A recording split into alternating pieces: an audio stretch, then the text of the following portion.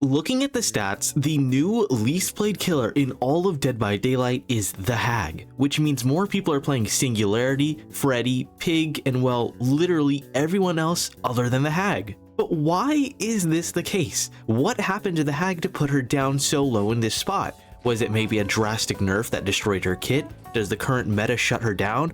Or could it be that power creep is making her not as viable or as fun compared to other killers? In today's video, I'm going to look at why Hag is now the least played killer in all of Dead by Daylight. Now this info is taken from Nightlight GG, so this info isn't official, so just take this with a grain of salt. The Hag is one of Dead by Daylight's oldest killers in the game, being the 3rd chapter or 7th killer in the game, so she's been around for a really long time and seen her fair share of changes, most of those being buffs. The vast majority of her changes are all buffs and things to make her feel so much better to play overall. So what really happened to put her so low? Back in the old Dead by Daylight, Hag was a strong killer because, well, anyone other than Wraith or Trapper were good killers. Her kit was much slower back then, a staple of old Dead by Daylight, and since then she has only gotten faster and stronger.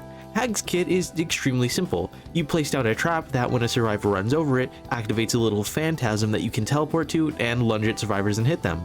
Originally, when she first released, the only way to deal with these traps was if you had a flashlight, then you could burn them away. This meant that the only way to deal with the Hag's traps was to bring a specific item or plunder one from a chest.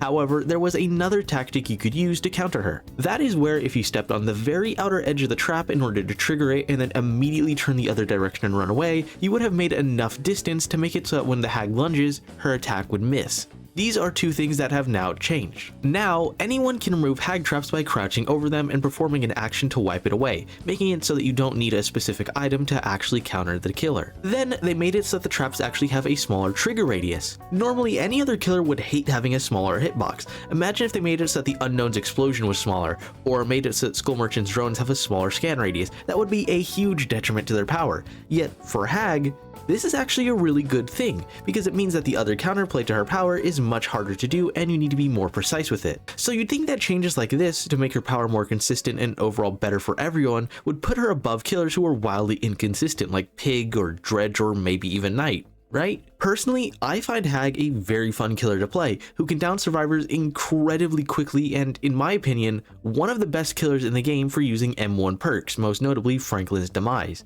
Considering how quickly she can engage and disengage with multiple survivors at once, she's basically able to be in 2 to 3 places at once, chaining together hits incredibly quickly. But there's still one glaring issue that can explain why not a lot of people play her, and that is, well, that she's a trapping killer. Trapping killers like Trapper and Singularity are one of the most shut down killer types by Survive with Friends, since if one survivor has eyes on the killer placing traps everywhere, everyone else will know where to avoid. Or even having one person following behind the killer, disabling their traps as they go. A playstyle like this isn't exactly too fun compared to killers who can just use their power in chase and win them incredibly quickly, where with Hag, you need 2 to 3 traps getting activated, then you need to run back and replace them. Even with other trapping killers, their traps will reset. Singularity's biopods will reset themselves, Skull Merchant's drones will repair themselves, and Trapper has add-ons that will make those traps rearm themselves. But for Hag, she has nothing of the sort. This means that the only thing she can do is return to where she placed them to shut down loops again. Of course, this usually means that for all that setup you did, you can get a huge payoff of being able to basically make half of the map dangerous if you know where to place your traps and not make them painfully obvious. Because it's not fun spending your time placing traps in your shack just for one person to constantly be following behind you, making it so you can't use your power. Another big issue is that you guys haven't hit that subscribe button. Come on, you guys should definitely hit the subscribe button. I put out lots of content like this, so hit that subscribe button. Anyways, but one of the big issues with Hag is that she's for some reason a 110 movement speed killer. I could understand this movement speed if she got some sort of haste in her kit, but no, nothing of the sort. Trapper, Singularity, and Skull Merchant all move at 115% movement speed, while all 3 of them are able to gain haste. The only reason I see her being 110 is, well, that obviously she can teleport around to traps when they're triggered, but I mean, the worst part about trapping killers is the early game. One of her best perks is Corrupt Intervention, because being one of the slowest killers in the game, paired with needing time to set up your power, is a really bad combo. The early game is very important in Dead by Daylight, and pairing needing to set up, which takes time, and slowly moving around to places of interest placing your traps eats up a lot of time. By the time you're set up, if you don't have Corrupt Intervention, that's usually 1 gen done, or maybe more if survivors know how to spread out and do gens. At least with the other 110 killers, they have a way to close the gap, be it with projectiles or an ability that will make them move quicker. But for Hag, if you see someone running the opposite direction of where you have your web of traps set up, you just have to disengage with the chase, or you become one of the weakest killers in the game. Plus, if you do take that chase, you'd be far away from your other traps, meaning that if a trap gets triggered, you'd be too far away to teleport and hit the survivor. This might also be one of the reasons why people don't like playing Hag, because not being able to just take chase on someone but rather stay only in your web of traps like a spider makes her feel really different to play. Compared to other chase killers, your power is all about setting it up and waiting for survivors to fall into your traps. And sure, Trapper also falls into this category, but he at least moves at 115 movement speed, so he's decent in a chase. He's a normal killer, compared to Hag, who moves at 110, making her really bad at it. Of course, it does feel super rewarding to have a survivor run into that part of the map where you have it trapped and set up, downing them in seconds. It feels super rewarding and good. But then you have times where survivors already know where not to run and avoid all your traps and just hold W, which, like I mentioned before, is a worst case scenario for Hag. Now, despite all of this, Hag has amazing add-ons too. She is one of the lucky few killers in this game to actually have a list of add-ons that are both amazing for her kit and have add-ons that change her power in unique ways. She has add-ons that let you place traps faster, teleport from farther, see aura of who stepped on it, and even making the trigger radius smaller so it's more precise. Then she has add-ons that make them secretly activate so you don't know if you triggered it, and then she can do surprise teleports attacks, or making it so that the traps have collision, basically making it so you can set up walls and shut down areas. Or she has arguably one of the most unique add-ons in the entirety of Dead by Daylight. I'm not kidding. She has an add-on that applies Deafened.